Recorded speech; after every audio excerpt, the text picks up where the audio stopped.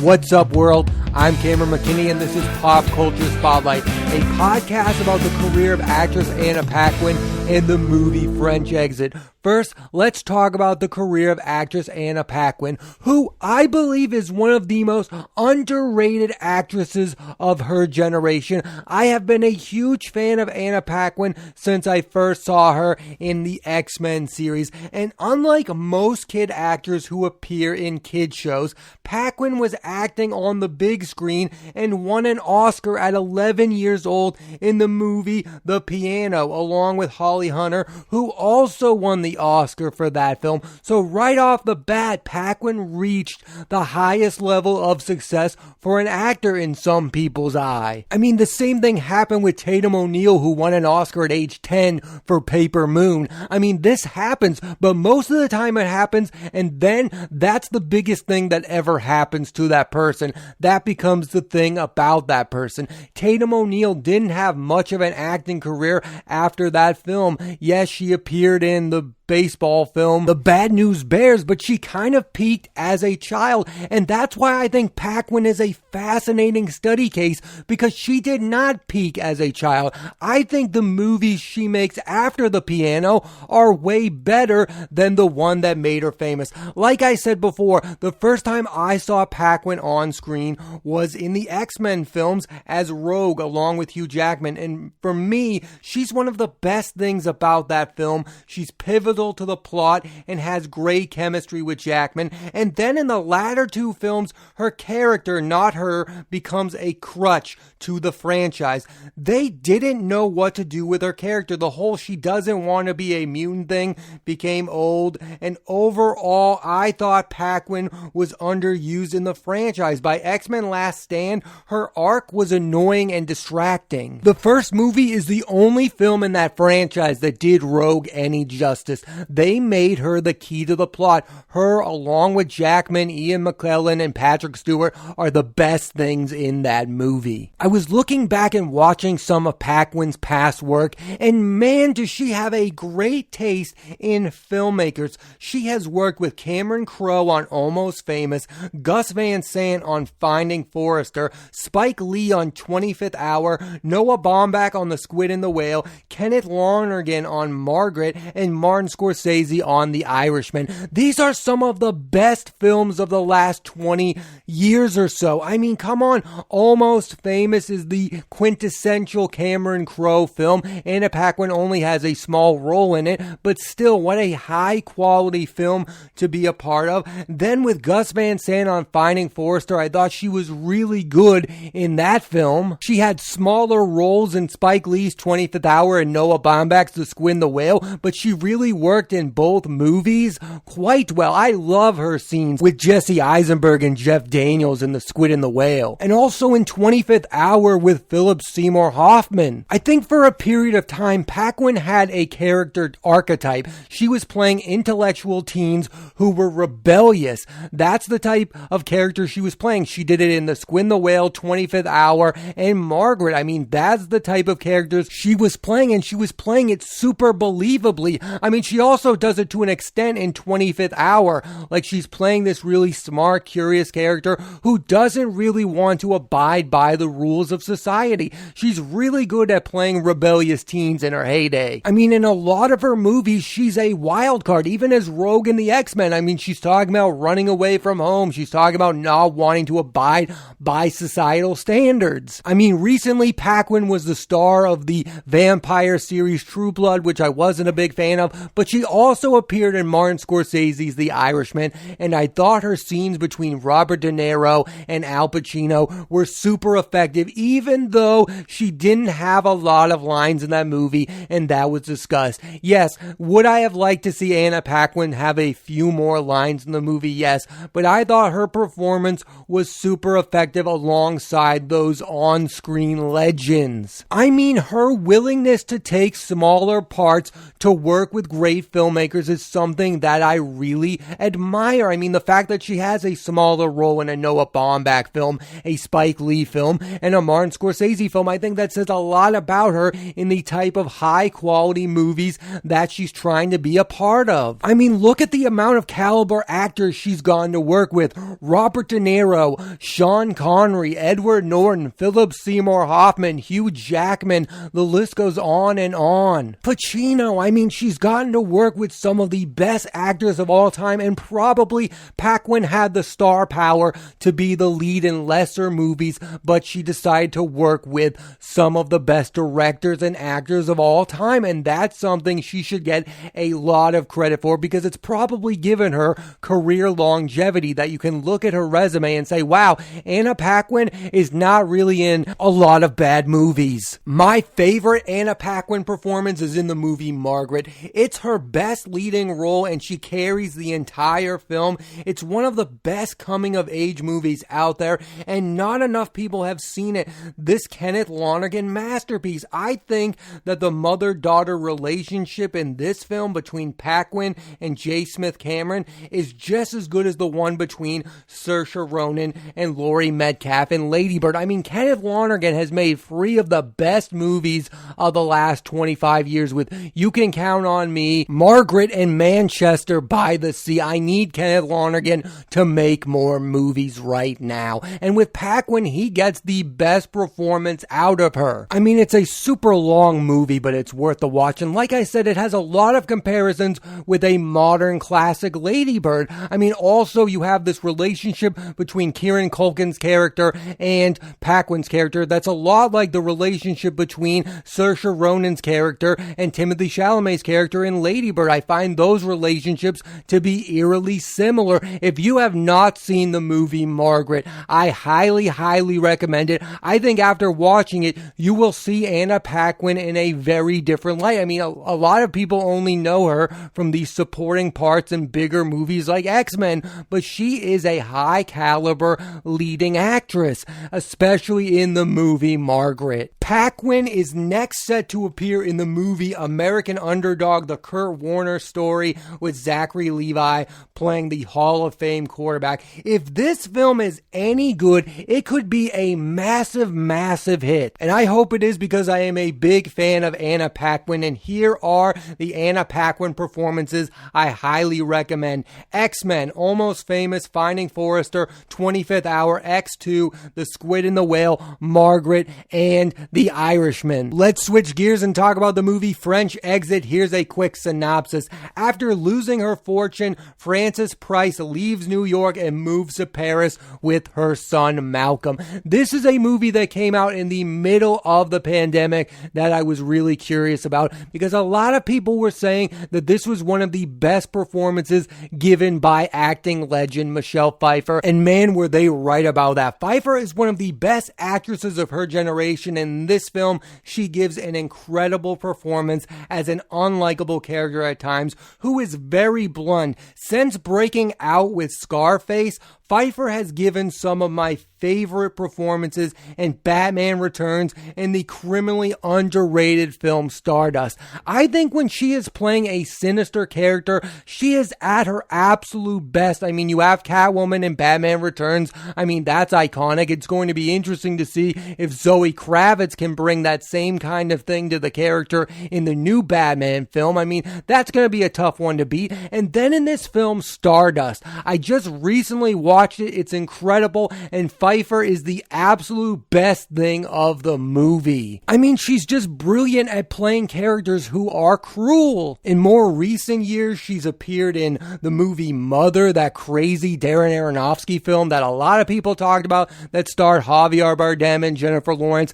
That movie is crazy scary. I really like it, but it's definitely a weird one. You also have Murder on the Orient Express, that Kenneth Branagh revival of that iconic series. That's an okay movie. And then you have Ant-Man and the Wasp and Maleficent, Mistress of Evil. So she's really been doing more bigger studio films other than Mother. And now with this film, French Exit, this is like a smaller indie film that not a lot of people have seen, but I do think it was an Oscar-worthy performance given by Michelle Pfeiffer, and she is one of the absolute best actors ever not to win an Oscar. Pfeiffer is next set to appear in Ant-Man and the Wasp: Quantumania, the movie Turn of Mind with Annette Bening, and the series The First Lady with Viola Davis, Dakota Fanning, and Aaron Eckhart. And also in this film is Lucas Hedges, who, after appearing as a lot of intense characters early on in his career,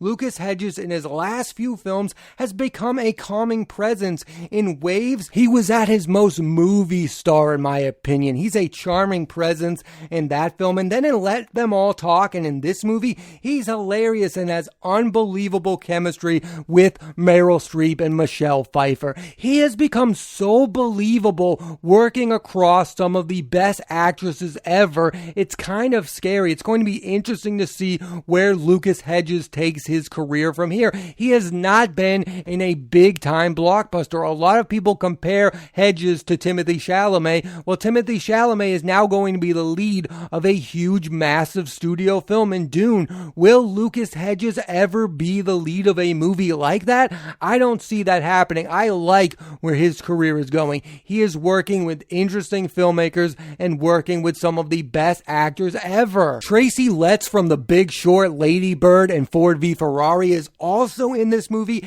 and his scenes in this film are hilarious. I've never seen anything like the character he plays on screen before. The moments between him and the other characters are laugh out loud hilarious. I'm not going to reveal which character he's playing, but it is special and unique to say the least. This film, directed by Azazel Jacob, is absurd in all the right ways. The tone is perfect and everyone involved feels like they are in the same movie. You will never see another film like French Exit, and that's something that I am looking for in movies. Do I think French Exit is the best movie of the year? No. Do I think it's unbelievable? Do I think it's all-time great? No. But it is unique and different, and in a world where we are getting a lot of the same movies over and over and over again, we are getting sequels, superhero movies, sci-fis, we're getting all the same type of movies over and over again. I am looking for something different. So if you are like me and are looking for something different, then French Exit is for you. It is something completely different, and you get to see an iconic movie star in Michelle Pfeiffer do something on screen you've never seen her do before. This is the best use of her skill set. Like I said earlier, she is brilliant at playing sinister and cruel characters. Her character in this is so blunt. I love to see a movie star play an unlikable character like this. It's kind of like Gene Hackman in The Royal Tenenbaums. He's so unlikable in that movie. It's so awesome to see somebody so iconic playing a character like that, because so many movie stars, all they do is play likable characters. And yes, we love it when movie stars do that. We love when Tom Cruise plays Ethan Hunt. We're always rooting for Ethan Hunt, but sometimes it's cool to see Tom Cruise play an unlikable dude like he did in Tropic Thunder or Magnolia. And that's what Michelle Pfeiffer is doing in this movie. She is playing an unlikable character at times, but somehow gets you to like them. And that's what a movie star does. They get you to root for somebody you find despicable. Pfeiffer makes this character feel human, and that's something that Cruise does in Magnolia, and it's something that Gene Hackman does in The Royal Tenenbaums. Yes, the characters that they are playing in these movies are terrible human beings, but their movie star charisma makes you feel for them, and they feel like real people instead of leading character archetypes who we look at as heroes. That's not something I am looking for in movies. Take Christian Bale, for example. Yes, I love him as Batman, but he's kind of boring when he's playing the hero. He's way more exciting in a movie like American Psycho or The Fighter. In The Fighter, he's playing a real-life person who's kind of terrible at times, but somehow you root for him. And in American Psycho, he is just giving an all-time performance. Those are the type of performances I like to see, and that's what you get from Michelle Pfeiffer in French Exit. While watching this movie, I came to realize something. We as a society have become obsessed with movies and shows about wealthy people who are out of touch with reality. You have that in this movie with the character that Michelle Pfeiffer is playing. She loses her wealth and then doesn't know what to do with herself. herself, because that's how she values herself as a human being. And we are seeing that in more and more movies and TV shows. You saw that on two of the biggest TV shows of the last 5 years. Schitt's Creek. Schitt's Creek is about a family who doesn't know what to do with themselves after they lose their fortune. They now have to move into this smaller town and try to relate with society. I mean, it's something that these people struggle with. You also get it in Succession. Succession is about a show about a spoiled rich family that is swept up in their own world. They do not care about the rest of society. They are only in it for the money. And we as an audiences are obsessed with these kind of stories and the downfalls of these people, because these people are not actual human beings, or at least they don't act like it. They pretend like they mask their problems with their fortune. But then when we watch these shows, we get swept up in the fact that they are indeed real people with real struggles. I mean, Pfeiffer's character Frances had all these same problems while she was wealthy, but then she had to come face to face with all of her issues because of the fact that she could no longer hide her issues with her fortune and her issues with her son and her issues with her ex-husband. Those issues could not be hidden anymore. She had to come face to face with reality. And that's what's something I think we like seeing on screen, because in real life, we don't get that from any of these actual rich people. These billionaires never come face to face with reality. So to see it fictionalized on screen, I think it's a comfort feeling we like to have. We would like these actual real people to face their actual real issues instead of hiding in the fact that they are richer than us, that they are better than us, because they are not living in a real reality. These shows and movies are more of what we want from our society, to have these people come face to face with who they actually are, because we don't know who they actually are. So I think we like to see it in shows and movies like French Exit, Schitt's Creek, and Succession. I think these movies and shows accurately depict how out of touch millionaires and billionaires can be. I mean, Frances and Kendall Roy from Succession are completely out of touch with the rest of society. They are only thinking about themselves all of the time, and that they are hiding their feelings in their fortune. They are more scarred than most of us, but they can hide behind the fact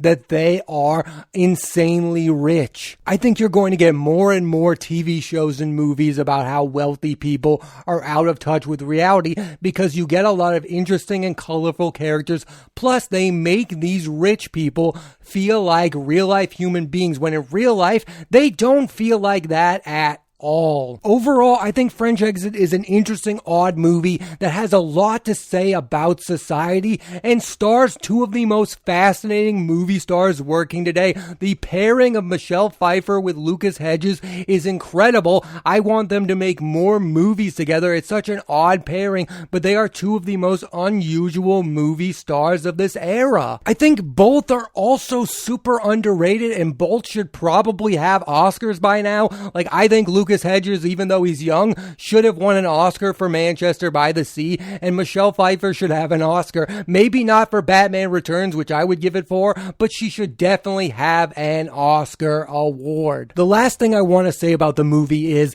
that the best overall scenes of the movie are the ones between Tracy Letts' character and Michelle Pfeiffer and Lucas Hedges. I can't tell you what the big reveal is, but it is so worth it just to watch this film. I highly recommend you check out French Exit. You get Michelle Pfeiffer, who's an all-time great, who's so good at playing characters like this. You get Lucas Hedges, who is at the top of his game. This is an interesting, odd, quirky film. I mean, yeah, it's one of those films that's really weird, but I think sometimes you can watch a movie and go, wow, it's just so good because of the performance of this legendary performer. I mean, just Michelle Pfeiffer alone is enough to get you to watch French Exit. It's so good. You don't get to see a lot of performances like it. It's like Joker. A lot of people had mixed feelings about Joker, but the one thing you can't deny about Joker is Joaquin Phoenix is incredible in that movie, and Michelle Pfeiffer is equally incredible in French Exit, and for that reason, I highly recommend you check out French Exit. Thanks for listening to this edition of Pop Culture Spotlight. I'm Cameron McKinney, and there'll be a new episode of the podcast every Thursday on Apple Podcasts and iTunes. And this week on the podcast, I put the spotlight on the career of actress Anna Paquin and the movie French Exit. Next week is a jam-packed episode as I'm talking about John Krasinski's A Quiet Place Part 2 starring Emily Blunt, Millicent Simmons, Noah Jupe, and Cillian Murphy, and two of Disney's newest animated films, Raya and the Last Dragon starring Kelly Marie Tran and Awkwafina, and Luca starring Jacob Tremblay and Jack Dylan Grazer. So tune into that and please rate, review, and subscribe.